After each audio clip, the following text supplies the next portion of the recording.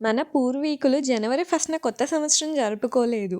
ఉగాదికి జరుపుకునేవాళ్ళు. ఇది అందరికీ తెలిసిన విషయమే. కానీ అదెందుకో మీకు తెలుసా? ఉగాదిని ఒకప్పుడు యుగాది అనేవాళ్ళు. అంటే యుగానికి ఆరంభం అని అర్థం. ఆ సమయంలో వసంత ఋతువు మొదలవుతుంది. చెట్లు చిగురిస్తాయి. అలానే కొత్త పూలు కూడా పూస్తాయి. ఇంకా ఆస్ట్రానమీ ప్రకారం ఈ సమయంలో భూమి సూర్యుని చుట్టూ పూర్తి భ్రమణాన్ని ముగించుకుని కొత్త చక్రంలోకి ప్రవేశిస్తుందని మన పూర్వీకులు నమ్మేవారు. ఇంకా మన దేశం వ్యవసాయ ఆధారిత దేశం కాబట్టి పంటలు చేతికొచ్చి రైతుల ఇల్లు ధాన్యాలతో నిండినప్పుడే మనం ఇంట్లో పండగ వాతావరణం ఉండేది. ఉగాది సమయంలో పంటలు చేతికొచ్చేవి. అందుకే మన పూర్వీకులు ఉగాదిని కొత్త సంవత్సరంగా జరుపుకునేవాళ్ళు. మనం ఇప్పుడు అనుసరిస్తున్న గ్రెగోరియన్ క్యాలెండర్ ప్రకారం మనం జనవరి 1ని కొత్త సంవత్సరంగా జరుపుకుంటున్నాం.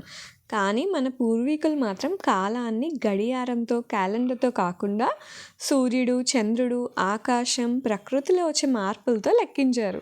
సో మనకి కొత్త సంవత్సరం మొదలయ్యేది మాత్రం ఉగాదికే.